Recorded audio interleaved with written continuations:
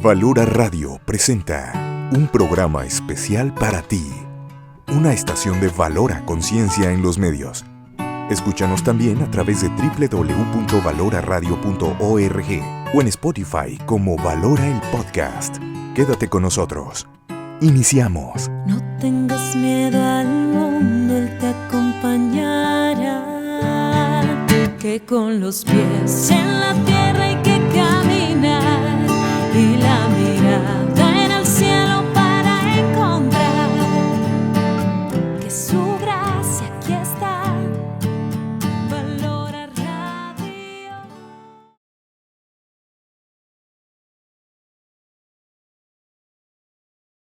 Pero resulta todo lo contrario. Ahorita voy a tratar de explicar por qué. Muy bien.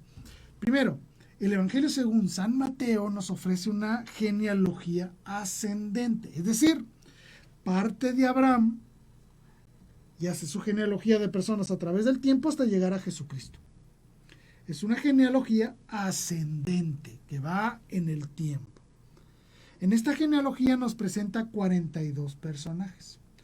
Y estos 42 personajes están divididos en 3 series de 14 individuos en cada una de las series. Por caso contrario, tenemos el Evangelio de San Lucas. Este Evangelio es descendente, es decir, inicia en Jesús y va de manera descendente hasta llegar a el primer hombre, Adán. Y esta nos presenta a 77 personajes, es decir, nos presenta 35 personas más que lo que nos dice Mateo, obviamente, y está separado en 7 series de 11 personas. Parecieran diferentes, ¿no? Pareciera que son genealogías completamente ajenas una del otro. Solo en un pequeño bloque coinciden las dos, pero en los demás no. Muchas personas a lo largo de la historia, al estudiar estas genealogías, pensaron que las genealogías eran simples fábulas o simples mentiras o eran simples listados inventados por los evangelistas para tratar de darle un realce a la descendencia de Jesús, ¿no? Un realce a la dignidad o a la nobleza de nuestro Señor Jesucristo. Incluso se llegó a pensar que una de estas genealogías viene de parte de San José y que otra genealogía viene de parte de María Santísima, lo cual es completamente absurdo, ¿no? Entonces se crean grandes controversias porque ¿de dónde viene todo esto? La respuesta es más sencilla de lo que parece. Primero que nada, debemos de decir que estas genealogías no buscan, no la intención, dar un listado exhaustivo y exacto de todas las personas que conectan en la historia a Adán con nuestro Señor Jesucristo, ¿no? Se brincan series, se brincan personas, se brincan etapas, se brincan momentos. Algunos personajes aparecen como que son hijos de otra persona cuando en realidad eran los nietos. Es decir, estas genealogías no buscan ser un desarrollo exhaustivo de la historia familiar de nuestro Señor Jesucristo. Otra cosa importante, en las genealogías siempre se utilizaban, por lo menos en el antiguo pueblo judío, estas genealogías iban solo por parte del padre. Y en estas genealogías encontramos a 4 mujeres. 3 de ellas no muy buenas que digamos, ¿no? Solo una de ellas es medio rescatable en cuanto era su forma de comportarse. El hecho de que existan estas líneas, estas líneas de antecedentes, le dan realidad a la historicidad de Jesús, porque esa es la principal función que buscan, de una manera muy catequética, mostrar que el nacimiento de nuestro Señor Jesucristo, el nacimiento del Hijo de Dios, está verdaderamente enclavado dentro de la historia. Y una cosa muy importante, podemos decir que estas genealogías son reales porque los evangelistas no buscan quitar de las listas a las personas malas. Hay personajes que cometieron incestos, hay personajes que fueron, incluso una de las mujeres era una prostituta. Es decir, no ocultan en estas genealogías a los malos personajes. No tiene esa intención, por lo tanto podemos pensar que es algo real, que no están ocultando algo. No es exacta y no es completa, no, pero sí es real. ¿Estos personajes existieron en la historia? Sí. Muchos de ellos los podemos encontrar a lo largo de las Escrituras.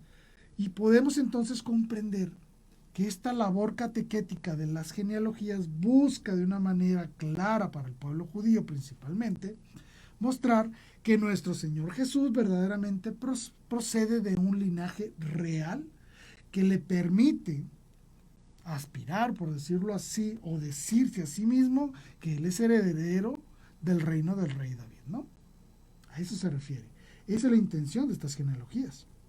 Mostrar que el nacimiento del Hijo de Dios está enclavado dentro de la historia humana. Otra de las intenciones para resolver estas genealogías es comprender cómo los designios de Dios contenidos en el Antiguo Testamento, atestiguado a través de esta línea de personajes, se cumplen en el nacimiento de nuestro Señor Jesucristo. Además, como un tercer argumento, podemos saber que las intenciones del Evangelio según San Mateo son diferentes a las intenciones del Evangelio según San Lucas. Son diferentes las personas que van a recibir este Evangelio. Por ejemplo, en el Evangelio de Mateo está dirigido a los judíos, a personas judías que se convierten al cristianismo. Por lo tanto, Mateo lo que se esfuerza en enseñar a través de su genealogía es mostrar que Jesucristo es el Mesías esperado, descendiente del rey David. Por lo tanto, en él existe un verdadero linaje real. Esa es la intención de Mateo. Por eso es que él ubica su genealogía iniciando desde Abraham, que es el padre de la fe, obviamente, hasta nuestro Señor Jesucristo. Esa es la intención de Mateo, mostrarle al pueblo judío o a los judíos convertidos al cristianismo que Jesucristo verdaderamente proviene de esta línea mesiánica anunciada en el Antiguo Testamento. Caso contrario es con Lucas. Este evangelista no le está escribiendo a los judíos convertidos al cristianismo, le está escribiendo a los paganos, personas que no eran judías. Por lo tanto, la intención de Lucas no es solamente mostrar esta descendencia real de Jesucristo desde Abraham, David y llegar a nuestro Señor Jesucristo. No, esa no es su intención. Sino lo que hace el evangelista San Lucas es mostrar una línea descendente hasta el mismísimo Adán. Y que esto con la intención de mostrar que en Cristo se salva toda la humanidad. No solo los judíos, toda la humanidad, de quien procedemos todos. Mostrar a Jesucristo como el nuevo Adán, aquel que viene a redimir a toda la humanidad. No solo al pueblo judío, sino a toda la humanidad que surgen de este primer hombre llamado Adán. Por eso estas genealogías son diferentes. Por lo tanto, que no nos confundan. Que una es de María y otra es de José. No es cierto. No, por ahí no va el asunto. La intención de las genealogías es mostrar a Jesucristo como verdadero Salvador del mundo y mostrar a Jesucristo como verdadera Mesías judío que estaba anunciado en el Antiguo Testamento, y sobre todo mostrar que Cristo viene a hacerse hombre enclavado verdaderamente en la historia del hombre. ¿Se entiende? Esa es la intención de las genealogías. ¿Podemos considerarlas reales en todo su sentido? Por supuesto que sí. Porque como les decía, los evangelistas no se esforzaron en ocultar a los malos personajes que antecedieron a nuestro Señor Jesús, sino que hay muchos ahí, incluso como les decía, hay hasta una prostituta dentro de toda esta genealogía. Entonces no nos confundamos, la intención de las genealogías no es dar una lista exhaustiva y exacta de todas las personas que antecedieron a la familia de Jesús. No, esa no es la intención. Ese es el primer gran dato sobre nuestro Señor Jesucristo, las diferentes genealogías y su significado. Aprovecho para mandar un saludo a Petra Moreno. Petra, te mando un abrazo, gracias por estarnos acompañando. Escríbenos desde dónde nos estás escuchando, Petra, para conocerte un poquito mejor, por favor.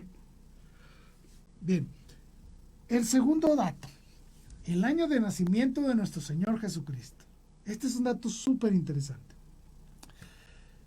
Todo nuestro calendario, absolutamente todo nuestro calendario, está hecho, sustentado en el año 1, en el año en que nació nuestro Señor Jesucristo, ¿no? Bueno, se supone que estamos en el año 2023, después del nacimiento de Cristo. Vaya, nuestro Señor Jesucristo se supone que nació en el primer año de esta nueva era cristiana. ¿Ok? Bien. Pues resulta que no. Un señor llamado Dionisio el Exiguo, así se llamaba, era un monje, cuando quiso cambiar el calendario juliano, que era el calendario romano, a un calendario cristiano, un calendario gregoriano, que es lo que conocemos ahora, se equivocó. Sí, sumó, restó, quitó, puso, dividió. Sabrá Dios cómo estuvo el asunto, es que se equivocó al datar la fecha de nacimiento de nuestro Señor Jesucristo. Se equivocó. Por lo tanto, nosotros creemos, bueno, más bien, sabemos ya que nuestro Señor Jesucristo nació en el año 6 o 7 antes de Cristo. Soy medio raro, pero es cierto. Es decir, nuestro Señor Jesucristo no nació en el año primero, nació en el año 6 o 7 antes de la era cristiana, antes de Cristo.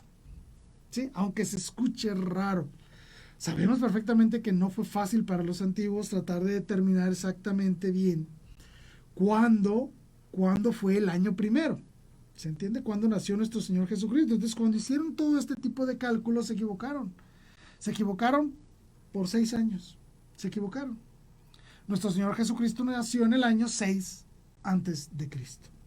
Entonces, ahorita deberíamos estar realmente en el año 2029, no en el año 2023. Si hubieran hecho bien los cálculos, ahorita estuviéramos en el año 2029. ¿Cómo podemos determinar eso? Muy sencillo. Y podemos basarnos incluso en dos fuentes diferentes. La primera es obviamente los evangelios. Y la segunda es los datos, los escritos de la antigua Roma.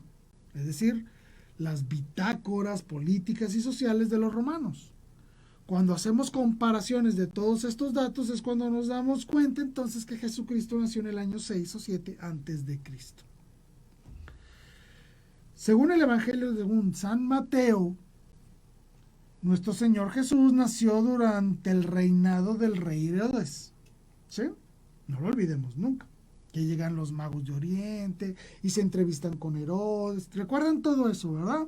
Entonces que Herodes manda matar a los niños de 2 años o menos que estaban en la región de Galilea. ¿Recuerdan todo eso? Bueno, entonces podemos pensar que nuestro Señor Jesucristo nace durante el reinado del rey Herodes y 2 años después viene el crimen o la matanza de los santos niños inocentes. ¿Ok? Entonces, nuestro Señor Jesucristo, cuando tenía 2 años, es llevado por sus padres a Egipto. ¿Sí? Muere el rey Herodes. Entonces, nuestro Señor Jesucristo regresa, ¿sí?, a Galilea. Sabemos, por los datos históricos, que el rey Herodes muere en el año 4 antes de Cristo. Entonces nuestro Señor Jesucristo ya debía tener por lo menos 6 años. ¿Por qué 6 años? Porque Herodes muere a los 4 años Jesucristo tenía 4, en el año 4 antes de Cristo, muere el rey de Herodes. Y si le sumamos los 2 años más, que fue cuando llegaron los magos de Oriente, ven a Jesús, los magos se regresan a su tierra por otro lado, y que el rey Herodes se da cuenta de que lo traicionaron y que no le dijeron dónde estaba Jesús, y manda a matar a los niños de 2 años. Entonces quiere decir que el rey Herodes creía que nuestro Señor Jesucristo tenía para esos tiempos 2 años de edad. ¿Ok?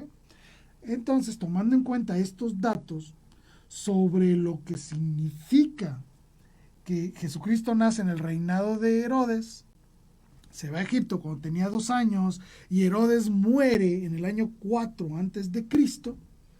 Sí, bueno, para ese tiempo Jesucristo ya tenía 2 años más o menos. Bueno, pues estamos estimando que a lo mejor tenía 6 años, 7 años cuando regresa a Jerusalén, a Israel. Por eso es que sabemos que nuestro Señor Jesucristo nació en el año 6 o 7 antes de Cristo. Además, estos datos son corroborados por la datación histórica del censo de Quirino, que era el gobernador de Siria. ¿Recuerdan por qué nuestro Señor Jesucristo nació en Belén y no nació en Nazaret? Porque el emperador, en aquel tiempo, el emperador Quirino, que era el gobernador de Siria, ordenó un censo. Este censo ocurrió 6 años antes de Cristo. Entonces, por eso podemos datar el nacimiento de nuestro Señor en esa época. Además, por los tiempos en los que Poncio Pilato fue el procurador de Judea, nos faltaban un bloque ahí como de 6 años que se compensan sabiendo que nuestro Señor Jesucristo nació 6 años antes de lo que estimamos. Realmente nuestro Señor Jesucristo nació 6 años antes del año 1, del año primero. Por lo tanto, hoy deberíamos estar en el año 2029 si hubieran hecho bien los cálculos desde un inicio. Estamos mal en la datación de los datos de cuando nació nuestro Señor Jesucristo. Ese fue un segundo dato para mí interesantísimo, porque entonces nos permite colocar de mejor manera en el tiempo los eventos que sucedieron durante el siglo I, no solo la vida de los apóstoles, sino sobre el ministerio de nuestro Señor Jesucristo, etcétera, etcétera. Nos permite comprender de mejor manera cómo ocurrieron estos eventos y ubicarlos de mejor manera en el tiempo, dando fuerza entonces así al argumento de que nuestro Señor Jesús es verdaderamente un personaje histórico, que se hizo presente dentro de la historia del ser humano. Vamos al punto número 3, otro dato muy importante de nuestro Señor Jesucristo, y es el dato más teológico que podemos tener sobre nuestro Señor, que es la famosa unión hipostática. Quise hablar de este tema porque todo el mundo me pregunta, ¿qué diablos es eso de unión hipostática? ¿Qué significa esas palabras raras? Es muy sencillo. La verdad es que es mucho más sencillo de lo que pensamos. Incluso todos lo profesamos. Esto que es la unión hipostática. Y la definición es así. Es la unión sustancial de la naturaleza humana con la persona del Verbo. ¿Se entendió? Puedo apostar que casi nadie lo entendió. Lo voy a repetir. Es la unión sustancial de la naturaleza humana en la persona del Verbo.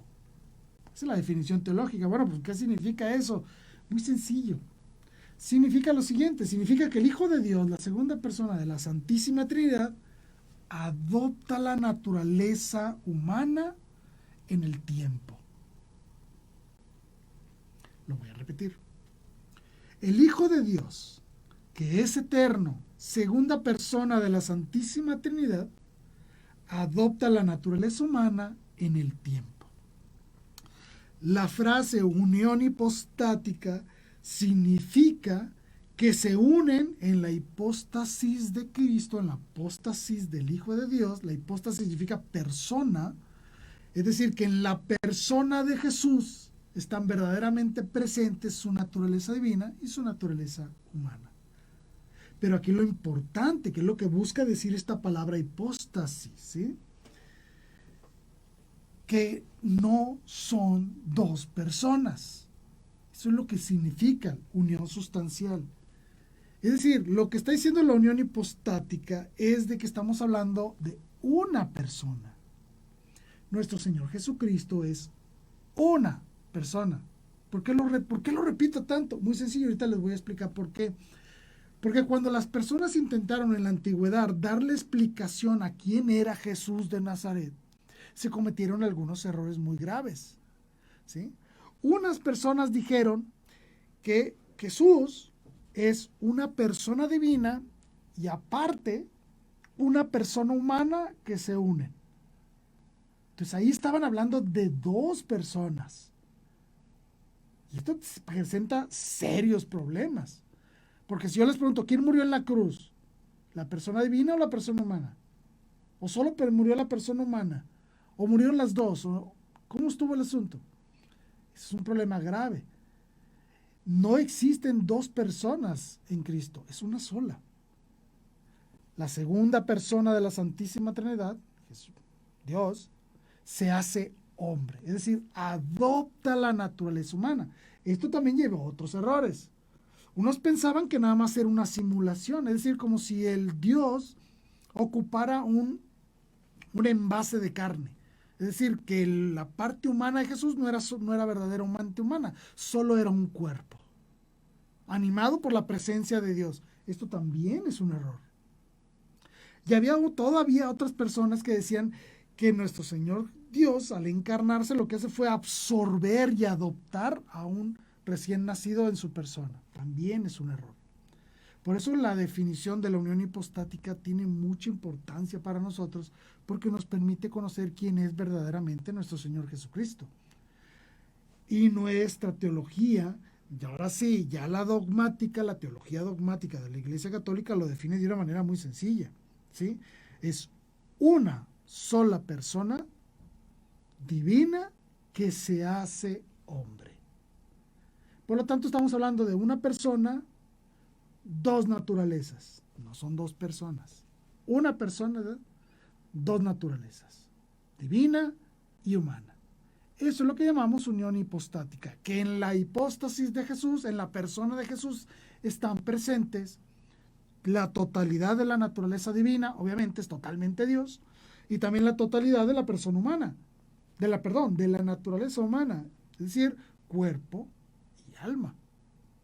Por lo tanto, esto implica muchísimas cosas. Por eso es que decimos que María Santísima es Madre de Dios, porque quien se encarna en ella es verdaderamente Dios, la persona divina, la que se encarna y se hace hombre en el tiempo en María. Por eso decimos María dio a luz a una persona divina hecha hombre. Por eso decimos que María es la Madre de Dios encarnado. Otras personas con toda esta reflexión sobre la unión hipostática llegaron a pensar incluso que Jesús con su naturaleza humana ya no tenía voluntad humana. Y no, esto también es un gravísimo error. Dentro de la persona divina de Jesús existe obviamente la voluntad divina y la voluntad humana. Es verdaderamente hombre. Y esta voluntad humana no viene ni absorbida ni obstaculizada por la voluntad divina, sino están en una perfecta armonía porque están en una sola persona. ¿Se entiende por qué la importancia de hablar de la unión hipostática? Y poder definir con toda claridad quién es Jesucristo. A lo largo de la historia hubo terribles herejías en contra de la personalidad de nuestro Señor Jesús, como lo fue el arrianismo, allá en el concilio de Nicea en el año 325, cuando este señor Arrio decía que Jesucristo, primero decía que la segunda persona de la Santísima Trinidad era un semidios, y que había adoptado a un ser humano. O sea, terrible lo que estaba diciendo. Por eso fue necesario que incluso San Nicolás de Bari se levantara y le diera un puñetazo en la cara para callarlo, al escuchar tantas tonterías. Y lo más grave de esto es de que durante un tiempo la gran mayoría de la Iglesia Católica defendía esta herejía. Muchos obispos, muchos religiosos, muchas personas creían en el arrianismo, en estas doctrinas. Tuvo que venir un papa a decir no. Por supuesto que no. Jesucristo es verdadero Dios y verdadero hombre. Pero no son dos personas, es una sola persona. Por eso la unión hipostática, a partir del siglo IV, V y VI, se empieza a desarrollar todos los cimientos reales de la cristología. ¿Quién es Jesús? ¿Quién es Jesús de Nazaret? Por eso, cuando ustedes se encuentren con esta expresión, unión hipostática, recuerden esto. Una persona divina con la naturaleza, obviamente, divina y humana. ¿Sí? Eso es lo que significa. Ese fue el dato número 3. Vamos a hablar del dato número 4, que este es un dato muy interesante. ¿Cuántos milagros hizo nuestro Señor Jesucristo? ¿Cuántos? La respuesta correcta es no lo sabemos. Porque el apóstol San Juan nos dice al final de su evangelio que muchos otros signos hizo nuestro Señor Jesucristo. Muchas cosas hizo, dijo, nos enseñó mucho que no están escritos en los evangelios. Muy bien, entonces, ¿cuántos milagros están, plenamente redactados dentro de los evangelios? Pues son muchos. Pero primero que nada, ¿qué es un milagro?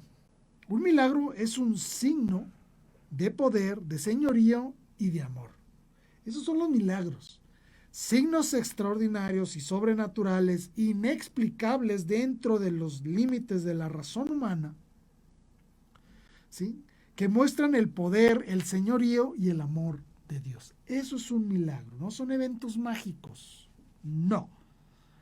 Son verdaderas acciones de un ser divino cuya autoridad y señorío por encima de la naturaleza creada establecen un acto o un evento en específico sustentado en el amor. Eso es lo que significa. Esto es fundamental para nosotros y por eso podemos entender por qué Jesucristo le decía a los que no querían creer en Él. Está bien, les decía, si no quieren creer en mí por lo que les digo, crean en mí por lo que hago. Dense cuenta a través de los milagros de que soy Dios, de que yo tengo el poder, de que yo estoy por encima de la naturaleza. Y no solo eso, no hago estas cosas por capricho, lo hago porque los amo. Eso es lo que decía nuestro Señor Jesucristo.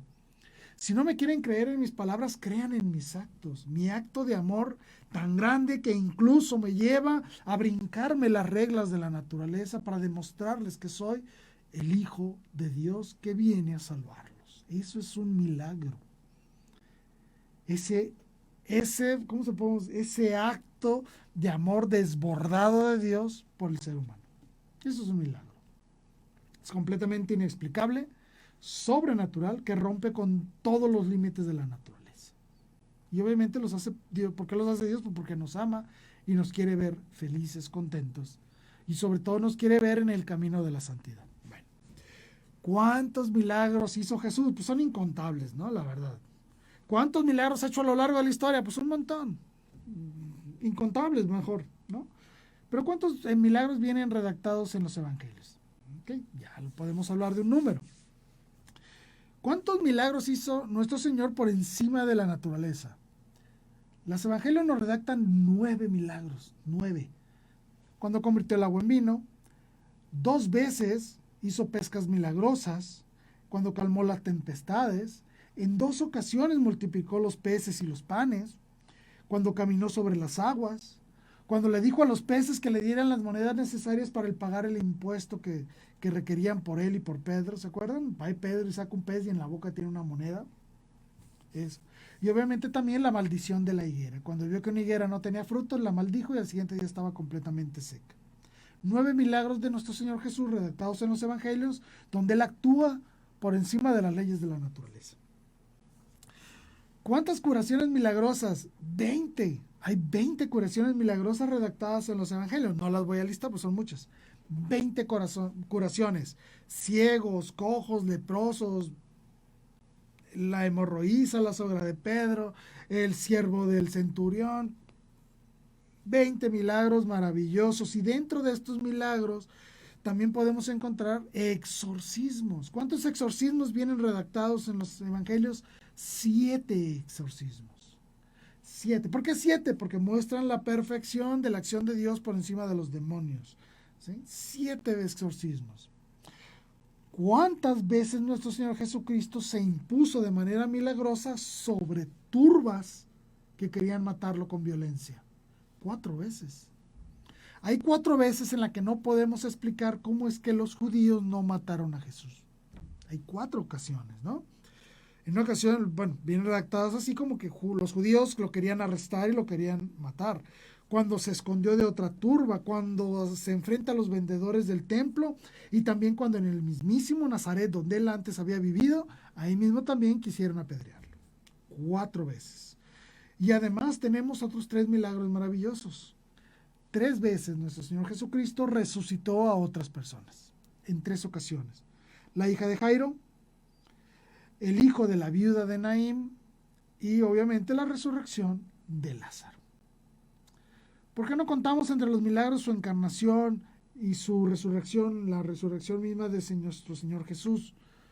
¿Por qué no? Porque esos ya son actuados en su persona misma y tampoco consideramos el milagro de la ascensión. No los contamos porque esos, aunque son eventos milagrosos, obviamente, claro que sí, son actuados sobre sí mismos. Estamos hablando de los milagros por los cuales la palabra de Jesús genera un acto externo a él que es milagroso, inexplicable, sobrenatural. Fueron muchos milagros, lo repito, milagros sobre la naturaleza, 9, curaciones milagrosas, 20, exorcismos, 7, liberación sobre turbas y voluntades hostiles, 4, y resurrecciones, 3. Esos fueron los milagros de nuestro Señor Jesucristo. Ahora, ¿por qué quise tomar en cuenta este dato? Son muchos milagros y de todo tipo. Si tú hubieras estado ahí frente a Jesús y lo vieras hacer estos milagros, ¿creerías? Es una pregunta fundamental. Es una pregunta importante. Si yo respondo que sí, no es que esté dando una mala respuesta, por supuesto que no. Precisamente para eso están los milagros, para comprender que Jesús es verdaderamente Dios. No solo escuchar lo bonito que habla, sino también ver que tiene acciones propias de Dios. Por lo tanto, la pregunta es, ¿tienen un valor testimonial los milagros en el asentamiento de nuestra fe? La respuesta es sí. Por supuesto que sí. Yo al ver los milagros de nuestro Señor Jesucristo y reconocerlos como eventos reales, que están documentados en los evangelios, y no existe ninguna controversia en contra de todo lo que está escrito ahí, eso me llega a pensar entonces que verdaderamente Jesús es Dios, porque solo Dios puede hacer esto. Y ojo, estos son solo los milagros visibles.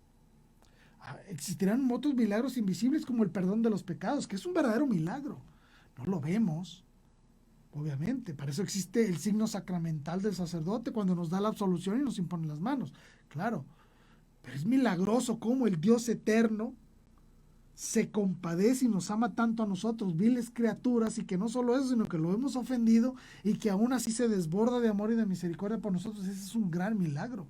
Tampoco estoy hablando del milagro de la transubstanciación, donde Cristo verdaderamente se hace presente, sustancialmente, cuerpo, sangre, alma y divinidad, en las sagradas especies. Pues también es un milagro maravilloso, ¿no?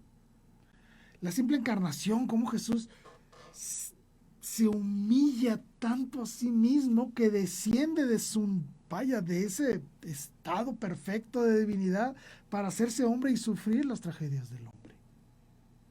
Podemos hablar de muchísimos más milagros, pero como estos a lo mejor no son visibles, no los notas a primera vista, tenemos todos estos otros milagros que les he comentado para reconocer el poder y el señorío de nuestro Señor Dios sobre la naturaleza y sobre la misma vida humana. Pero eso es maravilloso, reconocer los milagros del Señor.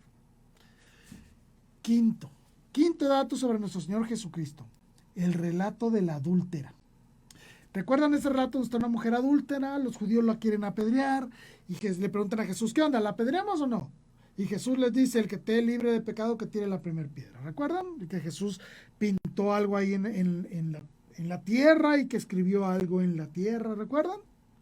Bueno, ese pasaje bíblico que está contenido entre el capítulo 7 del Evangelio de San Juan, versículo 53, hasta el capítulo 8, versículo 11 de este Evangelio según San Juan. Bueno, los expertos dicen que este texto de la adúltera no estaba en el Evangelio original del apóstol San Juan. Así como lo oyeron, lo vuelvo a repetir. Todos estos 12 versículos que hablan sobre la mujer adúltera no estaban en el Evangelio según San Juan de manera original. Los textos antiguos griegos, sirios, armenios, gregorianos, coptos y latinos no incluyen este evento dentro del Evangelio según San Juan. Al parecer era un relato aislado de un autor anónimo que desde el siglo II ya se consideraba canónico como un evento real de nuestro Señor Jesucristo, pero no sabían dónde ponerlo, entonces lo pusieron en el Evangelio según San Juan entre el capítulo 7 y 8. Así es.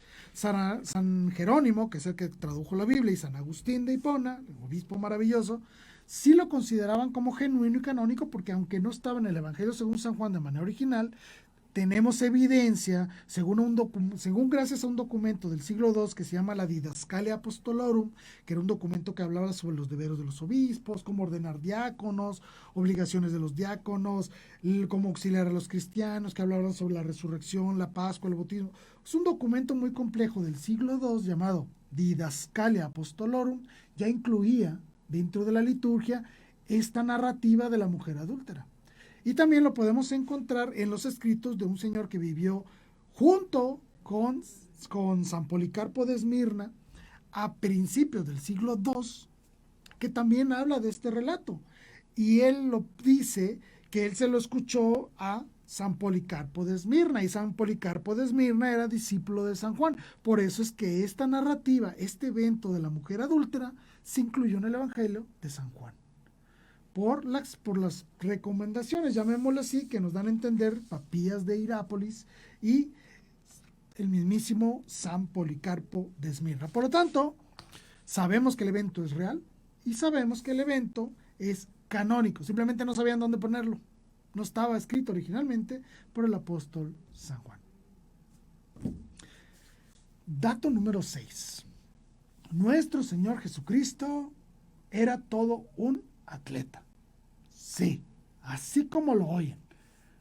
Nuestro Señor Jesús era un tipo fuerte, buena complexión atlética, buen cuerpo, grandote, 1,80, 80 kilos más o menos, judío, obviamente, pelo medio largo, una cara y nariz afiladas. ¿Cómo lo sabes, Jaime? Muy sencillo, está en la Sábana Santa.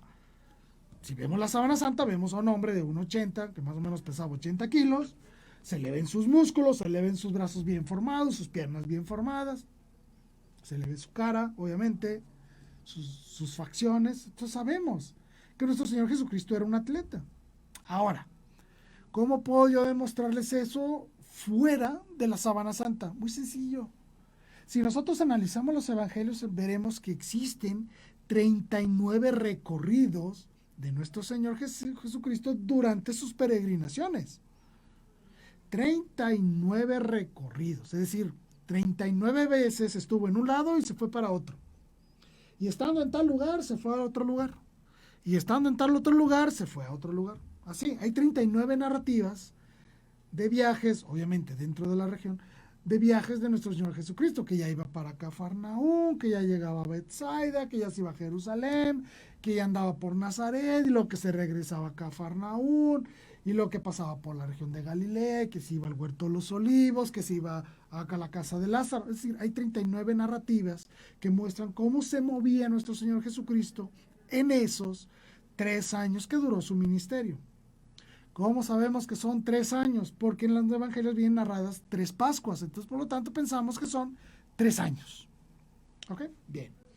Ahora, si nosotros analizamos el mapa de esta región y vemos que de este a oeste hay 80 kilómetros de distancia y que de norte a sur hay 241 kilómetros, esto nos da una región bastante grande.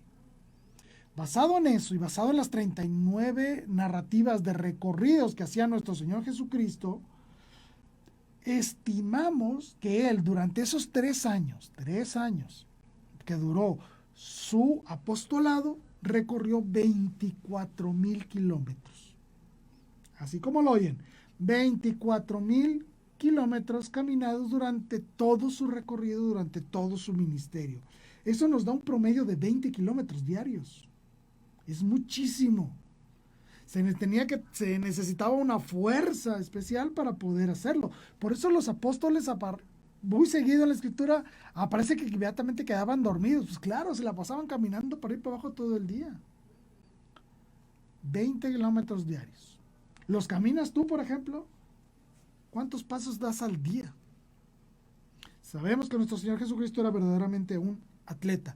Un hombre que cuidaba su cuerpo con un sano cuidado del cuerpo, que le permitiera estar al servicio de esta misión que se le había encomendado por parte del Padre, que era redimir a la sociedad y anunciar su evangelio.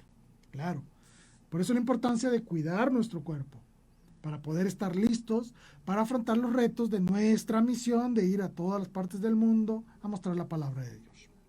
Ese fue el dato número 6. Y último, para terminar, dato número 7. ¿Cuáles fueron las torturas que recibió nuestro Señor Jesucristo durante la pasión?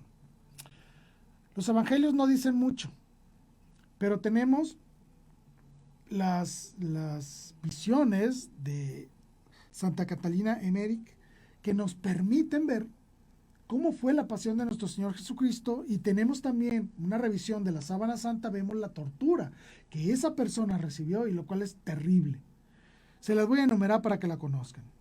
Primero que nada, siempre vemos a nuestro Señor Jesucristo con una corona de espinas, pero la verdad es que no era una corona, sino que era todo un casco.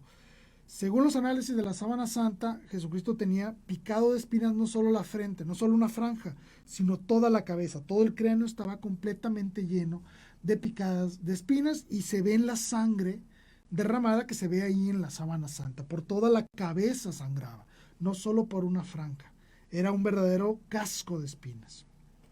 Segundo, podemos pensar que tenía la nariz fracturada y los pómulos hinchados. A nuestro Señor Jesucristo, según las narrativas de los evangelios, lo abofetearon muchísimas veces, o sea, le golpearon muchísimo la cara.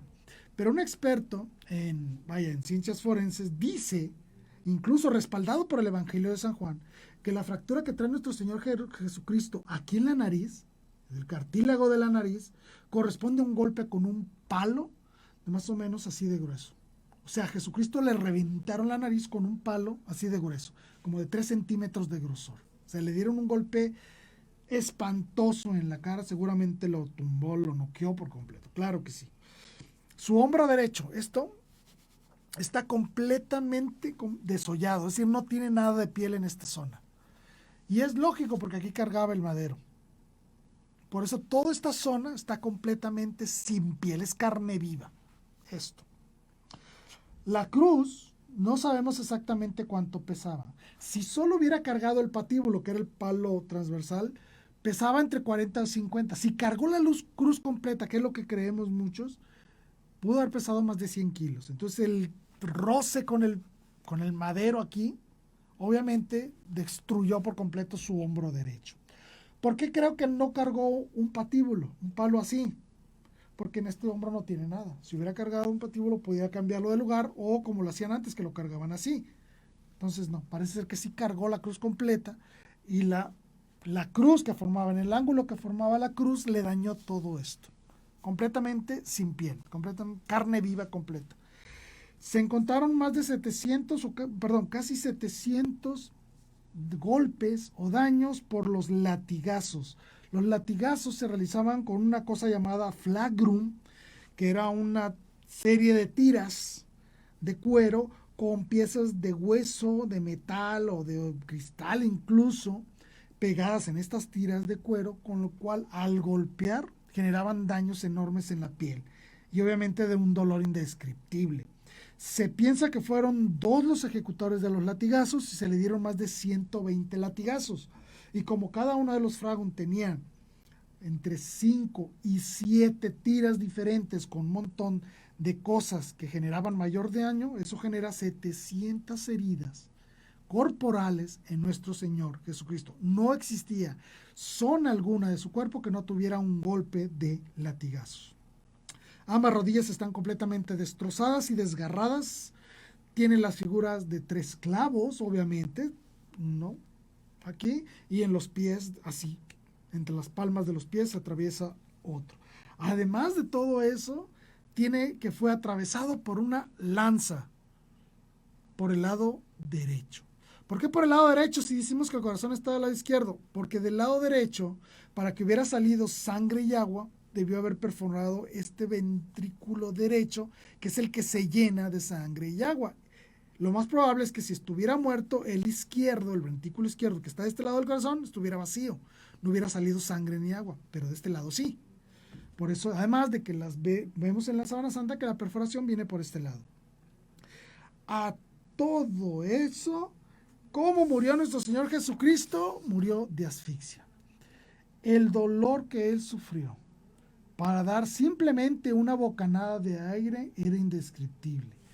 Por la posición en la cruz, cada vez que él necesitaba respirar, necesitaba levantar el cuerpo.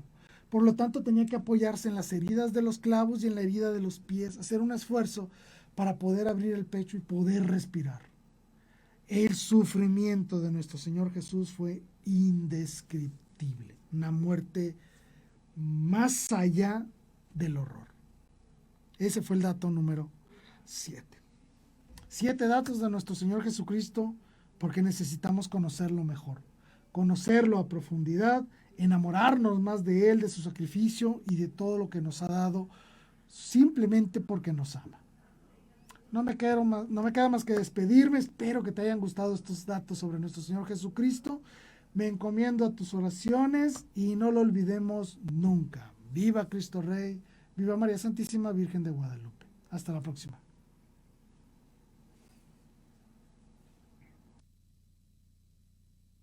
Iniciamos. No tengas miedo al mundo, Él te acompañará, que con los pies en la tierra